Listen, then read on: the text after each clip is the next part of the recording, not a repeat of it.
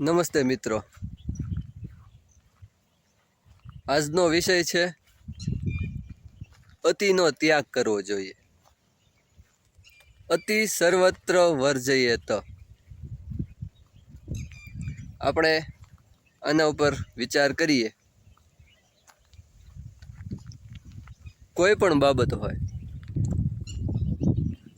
પૈસો હોય, પદ હોય, પ્રતિષ્ઠા હોય,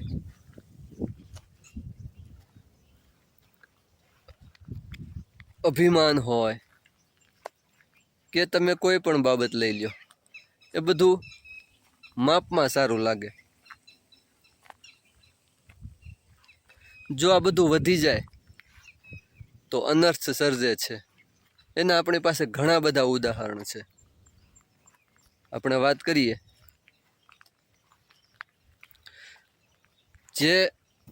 જેમની પાસે પૈસો હોય, સામાન્ય હોય, ત્યાં સુધી તો સારું રહે છે. પણ જે વ્યક્તિ પાસે હદ ઉપરાંત પૈસો વધી જાય તો એ વ્યક્તિ ઘમંડી થઈ જતી હોય છે, અભિમાની થઈ જતી હોય છે, તોચડી થઈ જતી હોય છે કે મારે કોઈની જરૂર જ નથી. એ સામાન્ય વ્યક્તિને તુચ્છ સમજવા લાગે છે. અને એ ધનવાન વ્યક્તિ, એના કુટુંબમાં કેટલાક સભ્યો તો ખોટા વ્યસનના રવાડે પણ ચડી જતા હોય છે. કારણ કે હદ ઉપરાંતનો પૈસો પછી માણસો કરે શું? એની જે જીવન જરૂરિયાતની સવલતો સંતોષાઈ જાય, એની બધી જરૂરિયાતો પૂરી થઈ જાય, તો પછી અમુક માત્રા કરતાં એ વધી જાય પૈસો, તો માણસો પૈસાનો સદુપયોગ કરવાને બદલે દુરુપયોગ કરતા થઈ જાય છે.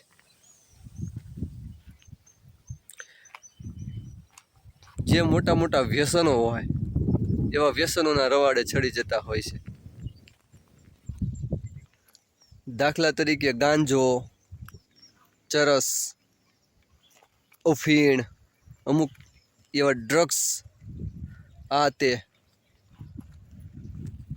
તો મારો કહેવાનો મતલબ કે પૈસો આપણા જીવનમાં યોગ્ય માત્રામાં હોય તો આપણા માટે સારું રહે છે. હદ ઉપરાંતનું ભોજન કરવું પણ સારું નહીં.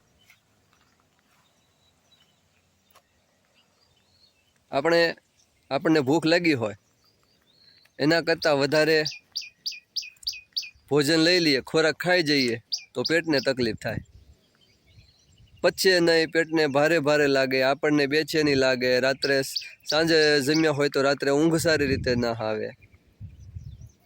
એટલે હદ ઉપરાંતનો ખોરાક પણ સારો નહીં. યોગ્ય માત્રામાં જેટલી જરૂર હોય શરીરને એટલો ખોરાક સારો.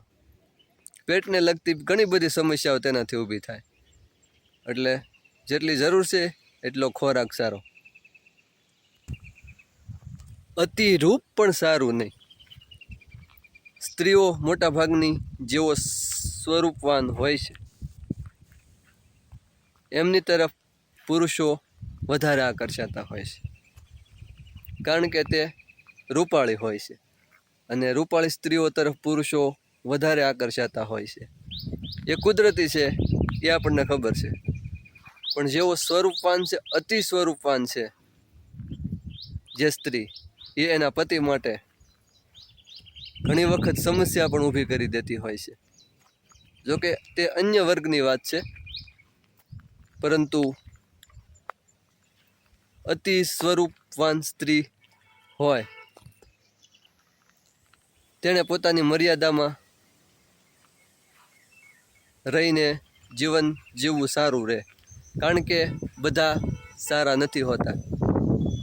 સ્ત્રીના રૂપને લઈને જ ઘણી બધી ઘટનાઓ બને છે. જેમ કે છેડતીના બનાવો બને, સ્ત્રીનો વાંક ન હોય તો.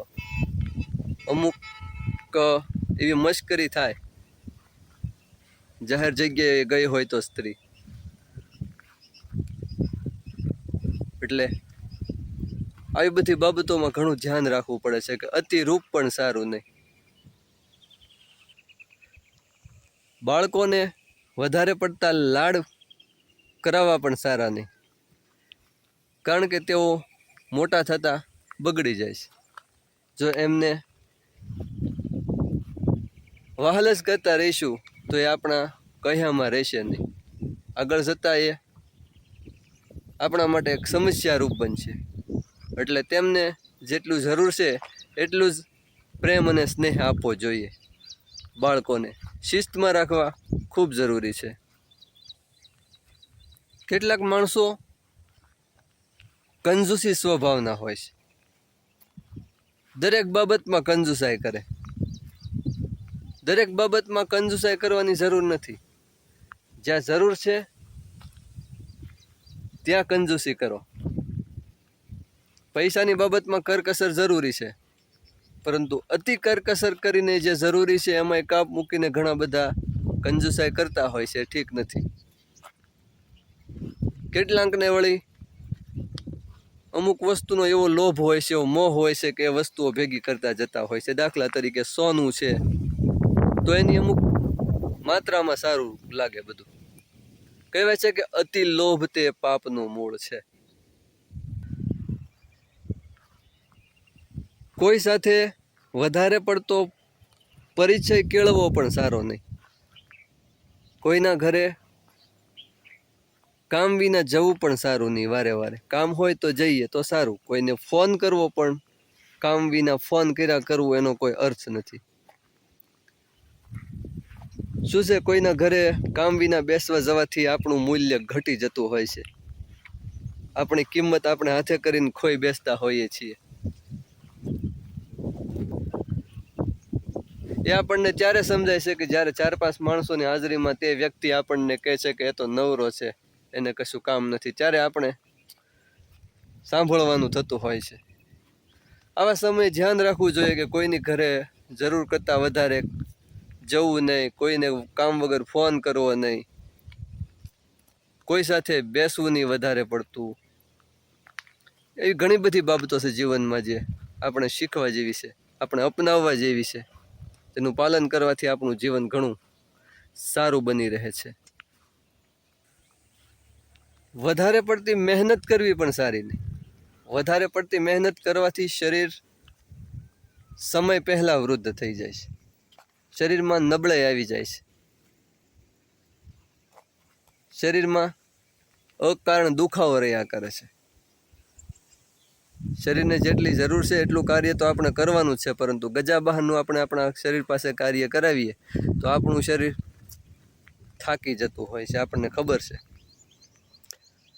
ટૂંકમાં જે જરૂર છે તો કરવાનું જ છે, પરંતુ હદ બહારનું કાર્ય આપણે કરવાનું નથી. આપણને આપણા શરીરની મર્યાદાની ખબર જ હોય છે કે આટલા હદ સુધી કે આટલી માત્રા સુધી આપણે કાર્ય કરવાનું છે.